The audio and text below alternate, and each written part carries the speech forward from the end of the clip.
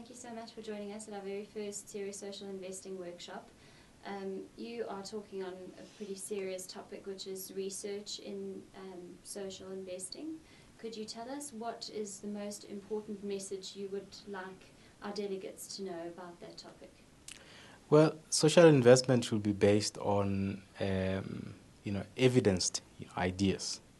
The old English adage that says, what gets measured gets done. That's the other side of it. So whatever social investment is made, it has to be measured, and we need to know whether there are benefits or not flowing from the investment. So research leads the design of the social investment, whilst monitoring and evaluation should tell us whether or not we are succeeding in achieving the project objectives. Okay. Do you think there is enough research being done in this space? And if not, then what can we do to improve that? We are gradually improving the research designs and therefore the research outputs from largely the education research. But in most cases, research is underfunded. And in most of the social investment projects, research is underallocated in terms of funding. So we continue to put money into very complex processes that we don't understand.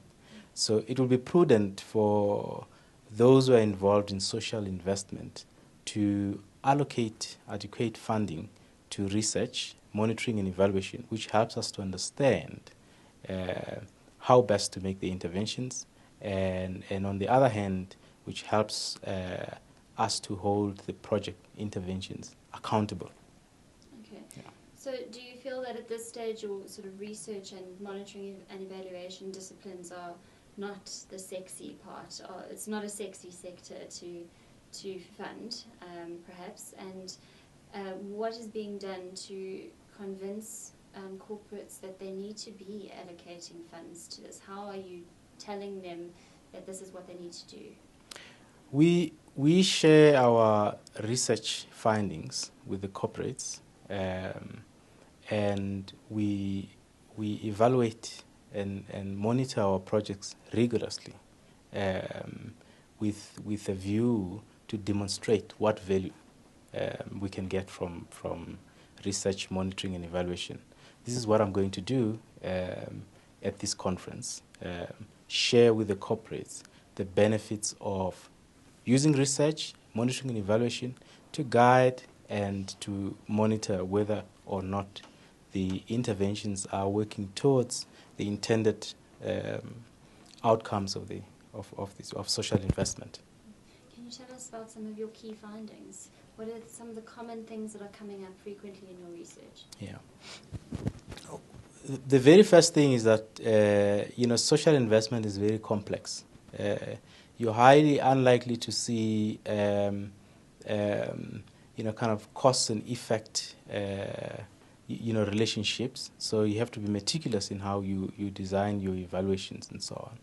But secondly, what we're finding out is that we normally need extended, a little bit more time, for the interventions to work in the context of social investment, and also to make this investment sustainable, because this social investment is not about changing the situation for the short term, but it's about changing the situations that are undesirable in those societies, and also enabling the society to take, the communities to take forward whatever social investment would have put into the community. So it's a complex process, it takes time, and it requires very meticulous designs.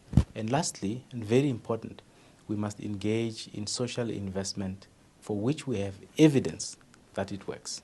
Putting money into communities, achieving short-term gains does not really start to address the big challenges in our communities.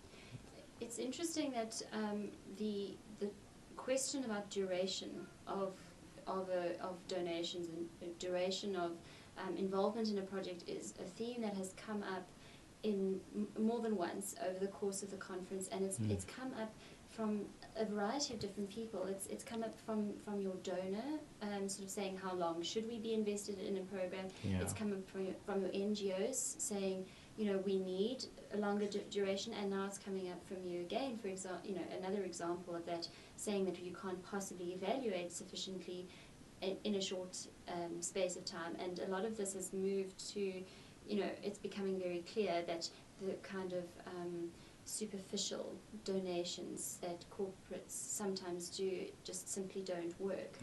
I'm just interested to know from your research if you could perhaps put a timeline to what you think an optimal relationship is. Is it 5 years? Is it longer? Is it shorter? We work a lot with schools.